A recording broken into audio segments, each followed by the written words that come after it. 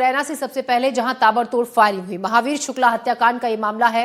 Police ने इस मामले में 6 लोगों को पर मामला दर्ज कर लिया है। 4 आरोपियों पर नामजद और 2 अज्ञात पर केस दर्ज किया है। पुलिस आरोपी की तलाश में दबिश दे रही है। अज्ञात बदमाश ने सिर और पैर में गोली मारी थी। मौके पर ही महावीर शुक्ला की मौत हो गई थी। पुरानी रंजिश के चलते की गई महावीर शुक्ला की हत्या मृतक के बेटे ने 6 महीने पहले किया था। डबल मर्डर का बदला लेने के लिए यह हत्या की गई। इस वक्त की बड़ी खबर मुरैना से, जहां महावीर शुक्ला हत्याकांड मामले में पुलिस ने 6 लोगों के खिलाफ मामला दर्ज कर लिया गया है। 4 आरोपियों पर नामजद और 2 अज्ञात पर केस दर्ज किया गया है। आरोपी की तलाश पुलिस कर रही है। आपको बता दें, आरोपियों ने, अज्ञात बदमाशों ने सिर और पैर में गोलियां मारी थी। मौके पर ही महावीर शुक्ला की मौत हो गई थी। पुरानी रंजिश के चलते इस हत्याकांड को अंजाम दिया। मृतक के बेटे ने 6 महीने पहले डबल मर्डर किया था। उसी का बदला लेने के लिए, डबल मर्डर का ही बदला लेने के लिए यह हत्या की गई। तो पुरानी रंजिश के चलते महावीर शुक्ला की हत्या की गई। बताया जा रहा है कि महावीर शुक्ला के बेटे ने 6 महीने पहले डबल मर्डर किया था और उस डबल मर्डर का ही बदला लेने के लिए महावीर शुक्ला की हत्या की गई। अज्ञात बदमाश ने महावीर शुक्ला को गोली मारी। हाथ, पैर और सिर में गोली लगी थी। मौके पर ही महावीर शुक्ला की मौत हो गई थी। ऐसे हुई कि वे अपनी बाइक से, मोटरसाइकिल से आगे चले आ रहे थे। हम उनके पीछे चले आ रहे थे, तो उनको मतलब गाड़ियों से, 4 व्हीलर से और बाइक मोटरसाइकिलों से आगे से लगा दिया और लगा के और गोली डालने लगे। 5-6 गोली डाली है और ये मतलब 5-6-7 आदमी थे। तो पुरानी रंजिश बताई जा रही है हत्या की वजह। 4 आरोपियों पर नामजद केस दर्ज किया गया है। 2 अज्ञात पर केस दर्ज किया गया है। पुलिस आरोपी की तलाश में दबिश दे रही है। बताया जा रहा है कि महावीर शुक्ला के बेटे ने डबल मर्डर किया था 6 महीने पहले। उसी डबल मर्डर का बदला लेने के लिए महावीर शुक्ला पर फायरिंग हुई और उनके सिर और पैर में गोली लगी, जिससे उनकी मौके पर ही मौत हो गई। पुलिस मामले की जांच कर रही है। पुलिस ने 6 लोगों के खिलाफ मामला दर्ज कर लिया है। 4 के खिलाफ नामजद और 2 अज्ञात के खिलाफ मामला दर्ज किया गया है। बताया जा रहा है कि पुरानी रंजिश है ये, जिसमें इस हत्याकांड को अंजाम दिया गया। और इसी खबर पर ज्यादा जानकारी के साथ मुरैना से उपेंद्र गौतम हमारे संवाददाता हमारे साथ जुड़ रहे हैं। उपेंद्र, हम ये आपसे जानना चाहेंगे, जिस तरीके से इस मामले को लेकर अब जांच आगे बढ़ी है, 6 लोगों के खिलाफ मामला दर्ज किया गया है, क्या कहां तक पुलिस की जांच पहुंची है? कुछ अहम सुराग आरोपियों के बारे में मिल पाया है? जी बिल्कुल सही बात है ज्योति, कि पुलिस ने काफी तफ्तीश इस मामले में की है अभी तक। और देर रात एफआईआर होने के बाद में पुलिस ने जो आरोपी नामदर्ज किए गए थे उनके घरों पर दबिश दी गई। वहीं कुछ ऐसे संभावित आरोपी थे जो इस मामले में लिप्त दिखाई दे रहे थे, उन लोगों की भी लोकेशन ली गई। तो ये पुलिस इसको अभी तक ये मान के चल रही है, प्रथम दृष्टया पुलिस के सामने जो आया है, ये योजनाबद्ध तरीके से की गई एक हत्या है और इसकी परिणति महावीर शुक्ला की मौत के रूप में हुई है। मई 2025 का ये मामला है। एक गलतफहमी के दौर में 2 हत्याएं हुई थी पिंटू और भोला भदौरिया की, जो कि क्योनिया थाना क्षेत्र में हुई थी। वीरू शुक्ला जो कि डबल मर्डर का आरोपी है, जो बेसिक रूप से डीजल चोरी का काम करता था और डीजल चोरी करके ये वाहन से ले जा रहा था। और पिंटू भदौरिया और भोला भदौरिया जो कि इनका पीछा कर रहे थे, उसका कारण क्या था? क्या अवैध शराब का परिवहन था या डीजल चोरी का कोई मामला था? ऐसा उसको गलतफहमी को लेकर वीरू शुक्ला ने और उसके साथी गोविंदा खटीक ने पिंटू और भोला पे गोलियां चला दी, जो कि तत्काल दोनों की मौत हो गई थी। इसी बात को लेकर पिंटू और भोला के परिजन काफी खफा थे और काफी आक्रोशित थे। इस बात की आशंका वीरू शुक्ला ने जेल में भी अपने परिजनों को जताई थी कि वो उसके पर हमला कर सकते हैं। वहीं महावीर शुक्ला ने कई बार पुलिस को आवेदन दिए थे और शंका जताई थी कि उनके घर पर निगरानी की जा रही है, आगा पीछा किया जा रहा है और इसके ऊपर कोई घटना उनके साथ हो सकती है। विगत दिवस में महावीर शुक्ला अंबा जेल में अपने पुत्र वीरू शुक्ला से मिलने के लिए गए थे। उनके भाई भी साथ थे और आगे पीछे वो बाइकों से चले आ रहे थे। अज्ञात तत्कालीन समय लग्जरी वाहन द्वारा इनके मोटरसाइकिल को टक्कर मारी गई और ताबड़तोड़ इनके सिर को निशाना बनाकर गोलियां चलाई गई। 3 गोलियां इनके सिर में लगी हैं और पुलिस को वहां मौके वारदात पर 12 बोर के 2 खाली खोखे भी मिले हैं।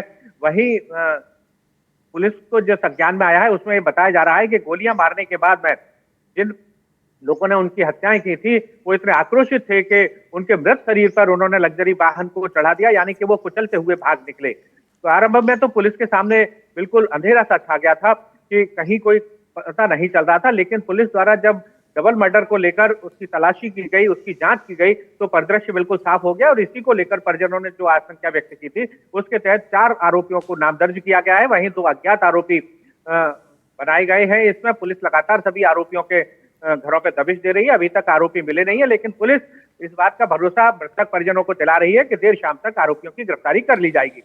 सबको पोस्टमार्टम में रखा गया है और ज्योति अभी थोड़ी देर में पोस्टमार्टम जब हो जाएगा उसके बाद सब उनके परिजनों को सौंपा जाएगा। उसके बाद स्थिति क्लियर हो गई। हालांकि पुलिस बराबर इस घटना पर पूरी निगरानी बनाए है, सतर्क है, क्योंकि कहीं भी कोई मूवमेंट नहीं हो पाए इसके लिए पुलिस तैयारी कर रही है। पुलिस इस पूरे मामले की जिस तरीके से जांच कर रही है, जांच आगे बढ़ रही है, आरोपियों के घरों में दबिश दी जा रही है, आप बता रहे हैं, लेकिन एक बड़ा सवाल ये भी, अभी अगर हम हाल फिलहाल की बात करें, मुरैना से ऐसे बहुत से मामले सामने आए जहां पर फायरिंग की बहुत से मामले सामने आए। जरा सी बात पर लोग हथियार निकाल लेते हैं, फायरिंग करते हैं, बंदूक निकाल लेते हैं।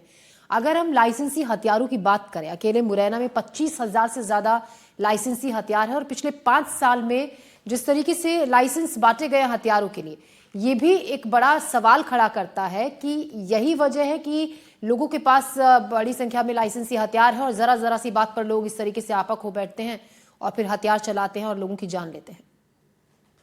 ये ज्योति बिल्कुल बात सही है और हम अपने दर्शकों को जो बता दें, आदिकाल में जब चंबल के पहाड़ों में बागियों का खौफ हुआ करता था, उस दौरान आत्मरक्षा के लिए पुलिस द्वारा लाइसेंस दिए गए थे, वहीं लोगों द्वारा लाइसेंस दिए भी गए थे।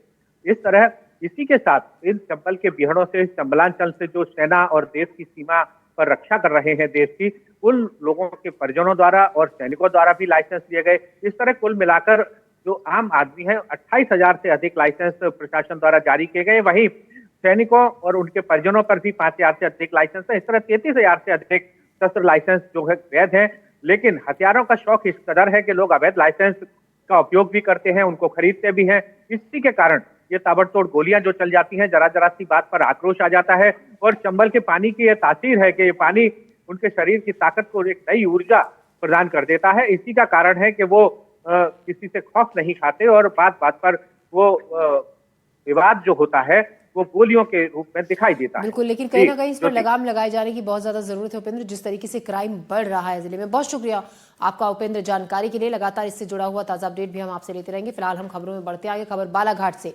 जहां पति पत्नी की घर में घुसकर हत्या कर दी गई। घर के अंदर मिली दंपत्ति की लाश, धारदार हथियार से गला काटकर हत्या की गई। घर के बेडरूम में मिली पति की लाश, घर के किचन में मिली थी पत्नी की लाश। मामले की जांच में पुलिस की टीम जुटी हुई है।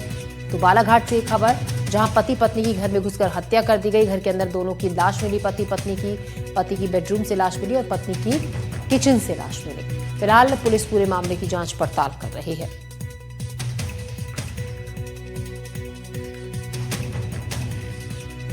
तो पति पत्नी की घर में घुसकर हत्या कर दी गई। रुपेश श्रीवास्तव इस खबर पर ज्यादा जानकारी के साथ हमारे साथ जुड़ रहे हैं, हमारे सहयोगी बालाघाट से रुपेश श्रीवास्तव। रुपेश का हम रुख करते हैं। रुपेश, हम आपसे ये जानना चाहेंगे, जिस तरीके से जिन हालात में पति पत्नी की घर के अंदर लाश मिली, कुछ पता चल पाया है किसने इस हत्याकांड को अंजाम दिया और किन हालात में, किन कंडीशंस में दोनों की लाश मिली थी?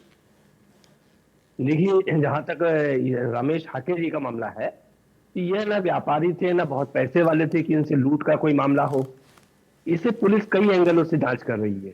चूंकि इसी तरीके का मामला 45 दिन पहले इसी क्षेत्र के ग्राम नांदी में बिसेन दंपत्ति के साथ हुआ था, जब बिसेन दंपत्ति की इसी तरह से धारदार हथियार से पति पत्नी की हत्या कर दी गई थी। सेम उसी तरीके का केस कल से उसी क्षेत्र में कटंगी में रमेश हाके जी के साथ देखा गया। चूंकि संयुक्त परिवार यहाँ भी था, संयुक्त परिवार वहां भी था। अब पुलिस इसे कई एंगल से जांच कर रही है। चूंकि पति पत्नी थे, वो जो नांदी का मामला था, बिसेन दंपत्ति का, वह व्यापारी थे, तो उसमें कई कयास लगाए जा रहे थे। लेकिन उसी तरीके की घटना जब इस हाके परिवार के साथ होती है तो इससे कई सवालिया निशान उठते हैं। ज्योति जी, रुपेश, जैसे आप बता रहे हैं कि अभी इससे पहले भी इसी तरीके का एक मामला सामने आया था, कोई क्लू पुलिस को मिला है? जो भी आरोपी हैं, बदमाश हैं, जिन्होंने इस घटनाक्रम को अंजाम दिया हो, आसपास लगे सीसीटीवी कैमरों से पुलिस को कोई अहम सुराग इस घटना से जुड़ा हुआ मिला हो? कर रही है, सीसीटीवी के एंगल भी ली है, और जो बिसेन दंपत्ति का मामला था उसमें तो 3-4 एंगल से जांच करी थी। लेकिन उसी तरह से चूंकि वो व्यापारी थे और ये थे एक रिटायर्ड कर्मचारी थे, तो दोनों को जोड़ना या दोनों अलग अलग एंगल है ये तो बात जांच के बाद ही पता लगेगा। लेकिन ये घटना से कटंगी क्षेत्र के वासी काफी भयभीत है और काफी आश्चर्य हो रहा है कि इस तरीके की घटना इस छोटी सी जगह में लगातार हो रही है और अभी तक उस पहले हत्याकांड का कोई भी खुलासा नहीं हो पाया है। और जहां तक पुलिस का मामला है, पुलिस सभी एंगलों से जांच कर रही है। हमने भी कल जाके देखा और पता किया, लेकिन दोनों में कहीं ना कहीं बिल्कुल लगभग समानता दिखाई पड़ी दोनों घटनाओं के बीच में। ज्योति। रुपेश, शुक्रिया जानकारी के लिए। तो पुलिस मामले की जांच पड़ताल कर रही है। इससे पहले भी एक इसी तरीके का मामला सामने आया था। फिलहाल पुलिस को इस मामले में अपराधियों का कोई क्लू नहीं मिला है, बदमाशों का कोई भी क्लू नहीं मिला है। फिलहाल खबरों में हम बढ़ते आगे। खबर ग्वालियर से, जहां डकैतों के साथ पुलिस मुठभेड़ हुई। डकैत योगी और कल्ली गुर्जर गैंग में ये मुठभेड़ थी। मुठभेड़ से बचकर भागा डकैतों का गैंग। डकैत योगी गुर्जर पर 30,000 का इनाम। एक गर्भवती को उसके ससुराल से किडनैप कर लिया था डकैत योगी गुर्जर ने। एक गर्भवती महिला को डकैत ने उसके घर से, उसके ससुराल से किडनैप कर लिया था। उसके बाद से पुलिस लगातार उसकी तलाश कर रही है। तो ग्वालियर में डकैतों के साथ पुलिस की मुठभेड़ हुई। डकैत योगी और कल्ली गुर्जर गैंग से मुठभेड़ हुई पुलिस की। मुठभेड़ में भाग निकला डकैतों का गैंग। डकैत योगी गुर्जर, जिस पर 30,000 का इनाम है और एक गर्भवती महिला को किडनैप करने का भी आरोप है।